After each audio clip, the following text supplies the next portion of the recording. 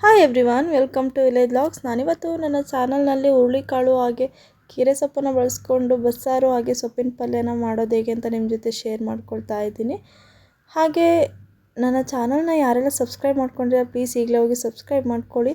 ಹಾಗೆ ನನ್ನ ವೀಡಿಯೋನ ಪೂರ್ತಿಯಾಗಿ ನೋಡಿ ಲೈಕ್ ಮಾಡಿ ಅಂತ ಕೇಳ್ಕೊಳ್ತೀನಿ.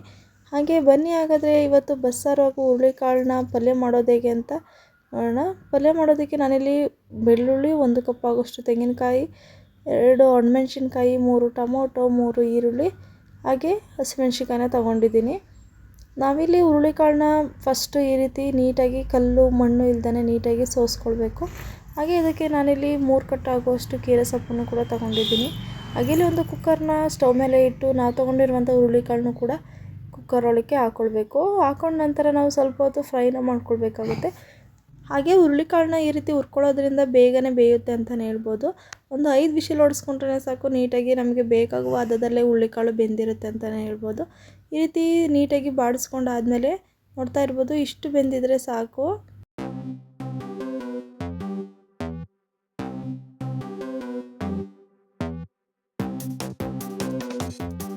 ಈ ಹಂತದಲ್ಲಿ ನಾವೀಗ ಇದಕ್ಕೆ ಎಷ್ಟು ಬೇಕೋ ಅಷ್ಟು ನೀರನ್ನು ಸೇರಿಸ್ಕೊಂಡು ನಾವಿಲ್ಲಿ ಬೇಯಿಸ್ಕೊಳ್ಬೇಕಾಗುತ್ತೆ.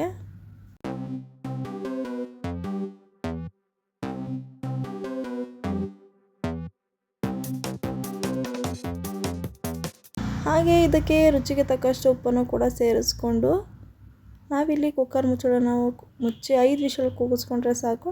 ನಮಗೆ ಯಾವ ಹದಕ್ಕೆ ಬೇಕೋ ಆ ಕಾಳು ಬೆಂದಿರುತ್ತೆ.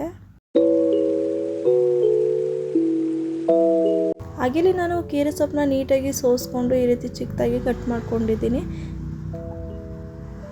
ಸೊಪ್ಪನ್ನ ನೀಟಾಗಿ ತೊಳ್ಕೊಂಡು ಇಟ್ಕೊಳ್ಬೇಕು. ಹಾಗೆ ಇಲ್ಲಿ ನೋಡ್ತಾ ಇರ್ಬೋದು, ಕಾಳು ಕೂಡ ಈಗ ನೀಟಾಗಿ ಬೆಂದಿದೆ. ನಾನು ಕೇವಲ 5 ವಿಷಲ್ ಅಷ್ಟೇ ಕೂಗಿಸ್ಕೊಂಡಿರೋದು, ನೀರು ಕೂಡ ಹೊರಗಡೆ ಬಂದಿಲ್ಲ ವಿಷಲಿಂದ. ಈ ರೀತಿಯಾಗಿ ಕೂಗಿಸ್ಕೊಂಡಾದಮೇಲೆ ನೋಡ್ತಾ ಇರ್ಬೋದು, ಕಾಳನ್ನ ಹುರಿದು ಹಾಕೋದ್ರಿಂದ ನಮಗೆ ಬೇಗನೆ ಬೇಯುತ್ತೆ ಅಂತಲೇ ಹೇಳ್ಬೋದು. ಹಾಗೆ ನಾವಿಲ್ಲಿ ಬೇಯಿಸ್ಕೊಂಡಿರುವಂಥ ಹುರುಳಿಕಾಳನ್ನ ಸೋಸೋದಕ್ಕೆ ಈ ರೀತಿ ನೀರನ್ನು ಸೋರಾಕ್ಕೊಳ್ಬೇಕು. ನಾವು ರಸದಲ್ಲಿ ಬಸ್ಸಾರನ್ನ ಮಾಡೋದಕ್ಕೆ ಈ ರೀತಿ ಕಾಳನ್ನು ಸೋರಾಕೊಳ್ಳೋದ್ರಿಂದ ರಸ ಎಲ್ಲವೂ ಕೂಡ ಕೆಳಗೆ ಪಾತ್ರೆಲೇ ಇರುತ್ತೆ. ಕಾಳನ್ನ ಈ ರೀತಿ ಆರಾಕೊಂಡಾದ್ಮೇಲೆ ನಾವೀಗ ಅದೇ ಕುಕ್ಕರ್ಗೆ ನಾವು ತೊಗೊಂಡಿರುವಂಥ ಕೀರೆ ಸೊಪ್ಪನ್ನು ಕೂಡ ಬೇಯಿಸ್ಕೊಳ್ಬೇಕು. ನಾವು ಈ ರೀತಿ ಬೇರೆ ಎಕ್ಸ್ಟ್ರಾ ಬೇಯಿಸ್ಕೊಳ್ಳೋದ್ರಿಂದ ಸೊಪ್ಪು ತುಂಬಾ ಬೆಂದೋಗೋದಿಲ್ಲ. ನಮಗೆ ಯಾವ ಹದಕ್ಕೆ ಬೇಕೋ ಆ ಹದಕ್ಕೆ ಬೇಯಿಸ್ಕೊಳ್ಬೋದು. ಕುಕ್ಕರ್ನಲ್ಲೇ ಮುಂಚೆನೇ ಹಾಕೋದ್ರಿಂದ ಸೊಪ್ಪು ತುಂಬಾ ಬೆಂದೋಗುತ್ತೆ. ಈಗ ಸೊಪ್ಪು ಕೂಡ ಬೆಂದು ರೆಡಿಯಾಗಿದೆ. ಈಗ ನಾವು ಸೊಪ್ಪಿನ ಪಲ್ಯನ ಮಾಡೋದಕ್ಕೆ ಒಂದು ಸ್ಟವ್ ಮೇಲೆ ಒಂದು ಬಾಣಲಿನ ಇಟ್ಟು ಒಗ್ಗರಣೆಗೆ ಎಷ್ಟು ಬೇಕೋ ಅಷ್ಟು ಎಣ್ಣೆನ ಹಾಕ್ಕೊಳ್ಬೇಕು.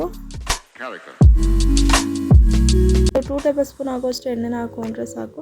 ಹಾಗೆ ಸಾಸಿವೆ, ಬೆಳ್ಳುಳ್ಳಿ,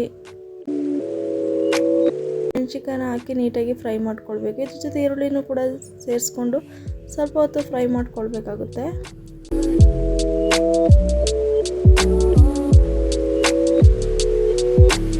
ನಾವು ಪುಡಿ ಉಪ್ಪನ್ನ ಸೇರಿಸ್ಕೊತಾ ಇದ್ದೀನಿ. ಈ ರೀತಿ ಉಪ್ಪನ್ನು ಹಾಕೋದ್ರಿಂದ ಈರುಳ್ಳಿ ಕೂಡ ಬೇಗನೆ ಬೇಯುತ್ತೆ ಅಂತಲೇ ಹೇಳ್ಬೋದು. ಈಗ ನಾವು ತೆಂಗಿನಕಾಯಿ ತುರಿನ ಸೇರಿಸ್ಕೊಳ್ಬೇಕಾಗುತ್ತೆ. ಈ ರೀತಿ ತೆಂಗಿನಕಾಯಿ ತುರಿನ ಹಾಕೊಳ್ಳೋದ್ರಿಂದ ಕೀರೆ ಸೊಪ್ಪಿನ ಪಲ್ಯಕ್ಕೆ ತುಂಬಾ ಟೇಸ್ಟ್ ಆಗಿರುತ್ತೆ ಅಂತಲೇ ಹೇಳ್ಬೋದು. ಹಾಗೆ ನಾವಿಲ್ಲಿ ಬೇಯಿಸ್ಕೊಂಡಿರುವಂಥ ಹುರುಳಿಕಾಳು ಹಾಗೆ ಕೀರೆ ಸೊಪ್ಪನ್ನು ಕೂಡ ಈ ರೀತಿ ಒಗ್ಗರಣೆಗೆ ಸೇರಿಸ್ಕೊಂಡು ನೀಟಾಗಿ ಮಿಕ್ಸ್ ಮಾಡ್ಕೊಳ್ಬೇಕು. ನಾವಿಲ್ಲಿ ಮುಂಚೆನೇ ಬೇಯಿಸ್ಕೊಳ್ಬೇಕಾದ್ರೆ ಉಪ್ಪನ್ನ ಸೇರಿಸ್ಕೊಂಡಿರೋದ್ರಿಂದ ಟೇಸ್ಟ್ ಬೇಕಾದರೆ ನಿಮಗೆ ಬೇಕಾದರೆ ರುಚಿಗೆ ತಕ್ಕಷ್ಟು ಉಪ್ಪನ್ನು ಕೂಡ ನೀವು ಸೇರಿಸ್ಕೊಳ್ಬೋದು. ಈ ರೀತಿ ನೀಟಾಗಿ ಮಿಕ್ಸ್ ಮಾಡ್ಕೊಂಡಾದಮೇಲೆ ಒಂದು 5 ನಿಮಿಷಗಳ ಕಾಲ ಸಿಮ್ಮಲ್ಲೇ ಇದರಲ್ಲಿರುವಂಥ ನೀರಿನಂಶ ಎಲ್ಲ ಡ್ರೈ ಆಗೋಕ್ಕೆ ಬಿಡಬೇಕಾಗುತ್ತೆ ಸೊಪ್ಪಲ್ಲಿರೋದು. ಹಾಗೆ ಈಗ ಕೀರೆ ಸೊಪ್ಪು ಹಾಗೂ ಹುರುಳಿಕಾಳು ಪಲ್ಯ ರೆಡಿ ಆಗಿದೆ. ಹಾಗೆ ನಾವೀಗ ಸೊಪ್ಪು ಹಾಗೂ ಕಾಳನ್ನ ಬೇಯಿಸ್ಕೊಂಡಿರುವಂಥ ರಸದಲ್ಲಿ ಬಸ್ಸಾರನ್ನ ಮಾಡೋದು ಹೇಗೆ ಅಂತ ನೋಡೋಣ ಬನ್ನಿ. ನಾನೀಗ ಸ್ಟವ್ ಮೇಲೆ ಒಂದು ಪಾತ್ರೆನ ಇಟ್ಟು 2 ಟೇಬಲ್ ಸ್ಪೂನ್ ಆಗೋಷ್ಟು ಎಣ್ಣೆನ ಅದರೊಳಗೆ ಹಾಕ್ಕೊಳ್ತಾ ಇದ್ದೀನಿ. ಹಾಗೆ ಅದು ಎಣ್ಣೆ ಸ್ವಲ್ಪ ಕಾಯ್ದಿದೆ ಅನ್ನುವಾಗ 1 ಸ್ಪೂನ್ ಆಗುವಷ್ಟು ಸಾಸಿವೆ ಹಾಗೂ 5 ರಿಂದ 6 ಬೆಳ್ಳುಳ್ಳಿ, ಹಾಗೆ ಒಗ್ಗರಣೆಗೆ ನಾನಿಲ್ಲಿ 4 ಒಣಮೆಣ್ಸಿನ್ಕಾಯಿನ ತಗೋತಾ ಇದ್ದೀನಿ. ಒಣಮೆಣ್ಸಿನ್ಕಾಯಿನ ಹಾಕಿ ಈ ರೀತಿ ನೀಟಾಗಿ ಫ್ರೈ ಮಾಡಿಕೊಂಡು ನಾನೀಗ ಈರುಳ್ಳಿನೂ ಕೂಡ ಆ್ಯಡ್ ಮಾಡಿ ಸ್ವಲ್ಪ ಹೊತ್ತು ಈ ರೀತಿ ಫ್ರೈ ಮಾಡ್ಕೊಳ್ಬೇಕಾಗುತ್ತೆ.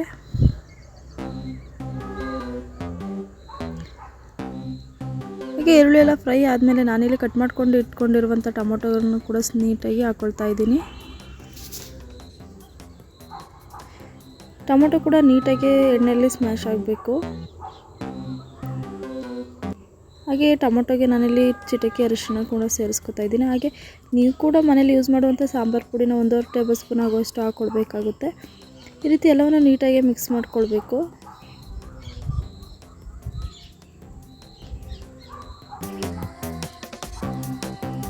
ಹಾಗೆ ಈ ಕುದಿಯುವ ಹಂತದಲ್ಲಿ ನಾನಿಲ್ಲಿ ಒಂದು ಸ್ವಲ್ಪ 2 ಟೇಬಲ್ ಸ್ಪೂನ್ ಆಗುವಷ್ಟು ತೆಂಗಿನಕಾಯಿ ತುರಿನೂ ಕೂಡ ಸೇರಿಸ್ಕೊಳ್ತಾ ಇದ್ದೀನಿ.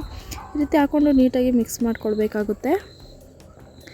ಹಾಗೆ ಇಲ್ಲಿ ನಾವು ಸೋರಿಸಿ ಇಟ್ಕೊಂಡಿರುವಂಥ ಸೊಪ್ಪು ಹಾಗೂ ಹುಳ್ಳಿಕಾಳಿನ ರಸವನ್ನು ಕೂಡ ಇಲ್ಲಿ ಒಗ್ಗರಣೆಗೆ ಹಾಕ್ಕೊಳ್ಬೇಕು. ಈ ರೀತಿ ರಸನ ಹಾಕೊಳ್ಳೋದ್ರಿಂದ ತುಂಬಾ ಟೇಸ್ಟ್ ಆಗಿರುತ್ತೆ ಅಂತಲೇ ಹೇಳ್ಬೋದು. ನೋಡ್ತಾ ಇರ್ಬೋದು, ಒಳ್ಳೆ ರಸಮ್ ಥರನೇ ಕಾಣಿಸ್ತಾ ಇದೆ. ರುಚಿನೂ ಕೂಡ ಅಷ್ಟೇ ತುಂಬಾ ಚೆನ್ನಾಗಿರುತ್ತೆ ಅಂತಲೇ ಹೇಳ್ಬೋದು. ಹಾಗೆ ಇಲ್ಲಿ ರುಚಿಗೆ ತಕ್ಕಷ್ಟು ಉಪ್ಪನ್ನು ಸೇರಿಸ್ಕೊಳ್ಬೇಕು. ಹಾಗೆ ಇದಕ್ಕೆ ಹುಣಸೆಹಣ್ಣು ರಸನ ಕೂಡ ಹಾಕ್ಕೊಳ್ಬೇಕಾಗುತ್ತೆ. ಹುಣಸೆಹಣ್ಣು ರಸನ ಹಾಕುವಂಥ ಒಂದು ಕ್ಲಿಪ್ಪಿಂಗ್ ವಿಡಿಯೋ ಡಿಲೀಟ್ ಆಗಿದೆ. ನೀವು ಕೂಡ ಇದಕ್ಕೆ ಹುಣಸೆಹಣ್ಣು ರಸನ ಸೇರಿಸ್ಕೊಳ್ಳಿ. ಫೈನಲ್ ಆಗಿ ಈಗ ಸೊಪ್ಪು ಮತ್ತು ಹುರುಳಿಕಾಳಿನ ಬಸ್ಸಾರು ರೆಡಿಯಾಗಿದೆ. ಎಲ್ಲ ಹುರುಳಿಕಾಳು ಹಾಗೂ ಕೀರೆ ಸೊಪ್ಪಿನ ಬಸ್ಸಾರು ಹಾಗೂ ಸೊಪ್ಪಿನ ಪಲ್ಯ ಮಾಡೋದು ಹೇಗೆ ಅಂತ. ಹಾಗೆ ನಾನು ಮಾಡೋ ವಿಡಿಯೋ ನಿಮಗೆ ಇಷ್ಟ ಆದರೆ ಪ್ಲೀಸ್ ಲೈಕ್ ಮಾಡಿ, ಹಾಗೆ ಕಮೆಂಟ್ ಮಾಡಿ, ಹಾಗೆ ಸಬ್ಸ್ಕ್ರೈಬ್ ಕೂಡ ಮಾಡಿ. ನನ್ನ ವೀಡಿಯೋಗಳಿಗೆ ನೀವು ಸಪೋರ್ಟ್ ಮಾಡ್ತೀರಾ ಅಂತ ಅನ್ಕೋತಾ ಇದ್ದೀನಿ. ಹಾಗೆ ಯಾರೆಲ್ಲ ನನ್ನ ವೀಡಿಯೋನ ನೋಡ್ತಾ ಇದ್ದೀರಾ, ಥ್ಯಾಂಕ್ ಯು ಫಾರ್ ವಾಚಿಂಗ್.